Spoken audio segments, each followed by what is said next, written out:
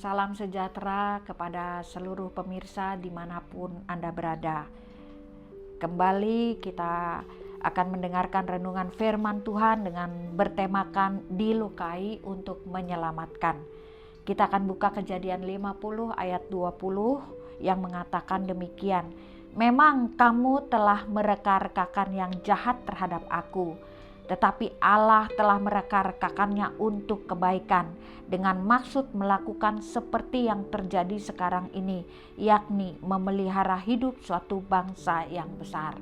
Kadang-kadang manusia mereka-rekakan yang jahat, tapi Tuhan mereka-rekakan yang baik. Nah, ada sebuah kisah binatang yang luar biasa.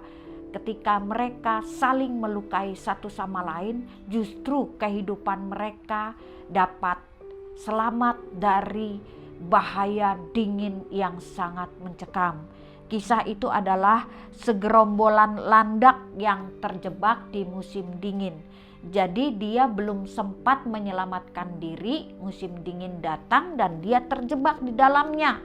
Ya, untuk dapat bertahan hidup dan untuk mendapatkan kehangatan, maka landak tersebut harus saling berdekatan satu sama lain. Jadi mereka harus mepet-mepet supaya timbul kehangatan. Tapi pada waktu mereka mepet, duri landak itu saling menusuk tubuh teman-temannya. Sehingga temannya jadi gaduh. Kamu ngelukain badanku, sakit tahu. Kamu yang lukain badanku, sakit tahu. Ya, akhirnya mereka meregangkan diri lagi. Nah, ketika mereka memisahkan diri, angin dingin, angin salju yang dingin mulai membuat tubuh mereka mulai beku dan kaku. Akhirnya kepala pimpinan dari landak itu berkata, "Ayo, dekatkan barisan kalau ingin engkau bertahan hidup dari hawa yang dingin mencekam." Nah, akhirnya landak itu mendekat lagi. Lalu pimpinan itu memberi satu aba-aba, jangan banyak bergerak sehingga duri kalian tidak melukai satu sama lain. Akhirnya mereka berusaha tidak banyak gerak, karena dengan tidak banyak gerak, duri itu tidak akan menggesek tubuh-tubuh temannya. Nah, akhirnya walaupun mereka satu sama lain saling melukai, tapi dengan luka tersebut mereka dapat terselamatkan dari bahaya dingin yang mencekam. Nah, saudara, kadang banyak di antara keluarga kita tanpa sadar saling melukai. Seorang ibu akan memecut anaknya bila anak nakal. Itu melukai hati anaknya, melukai hati ibunya, melukai. Tapi dengan pecut tersebut untuk mendatangkan kebaikan. Nah, ada sebuah kisah pohon anggur di peron stasiun kereta api Shiohiri di Jepang. Ditanam karyawannya tahun 1988. Lalu ya, oleh dinas pariwisata dengan sukarelawan tanpa digaji, mereka merawat pohon anggur tersebut. Ya, akhirnya pohon anggur tersebut berbuah dan menjadi tempat wisata. Tapi saudara tahu, pohon anggur tersebut ya stres karena tiap hari melihat lalu lalang manusia, tiap hari mendengar suara jeritan dari kereta api ya, lalu tiap hari mereka mendapat polusi udara.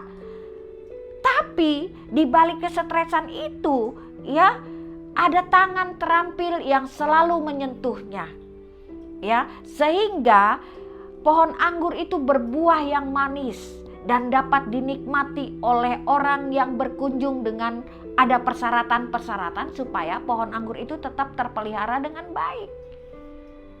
Di balik penderitaan dia, di balik kesetresan dia, di balik polusi udara, ada tangan terampil yang menjaga dan merawatnya sehingga dia menjadi berkat bagi orang banyak. Nah, ada kisah yang luar biasa bagaimana seorang anak manja, anak kesayangan, bagaimana orang tuanya memperlakukan dia bagai anak emas, sehingga saudara-saudara yang lain merasa iri hati dan mereka-rekakan yang jahat. Mereka merencanakan satu kejahatan.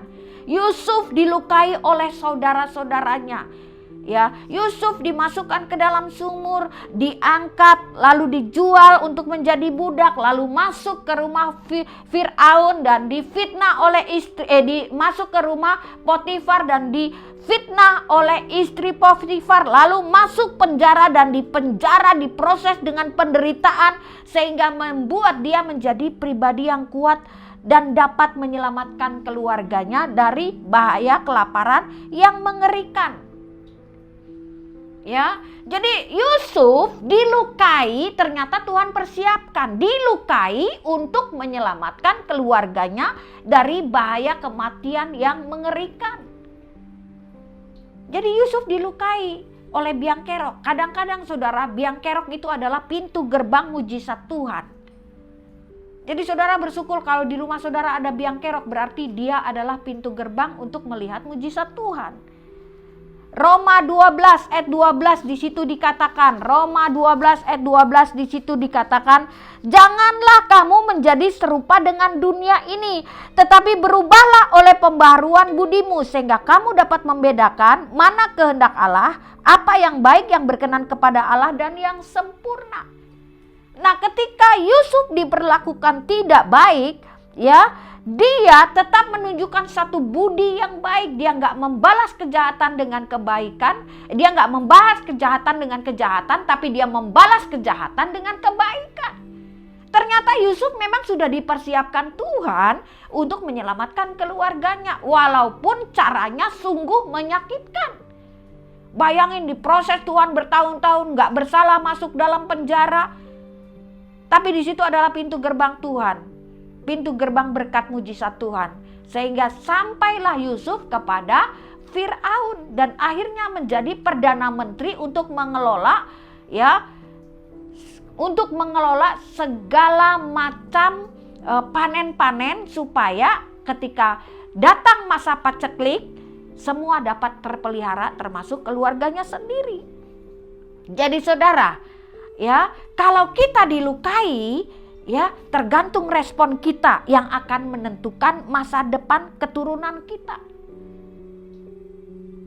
Kalau ada orang, satu saat saya akan membawa firman Tuhan tentang manusia amplas. Kadang-kadang Tuhan izinkan manusia amplas dalam hidup kita untuk membuat kita menjadi tegar, untuk membuat kita menjadi kuat. Di Guangzhou ada restoran yang terkenal dengan bebek packing dan babi packing, saudara.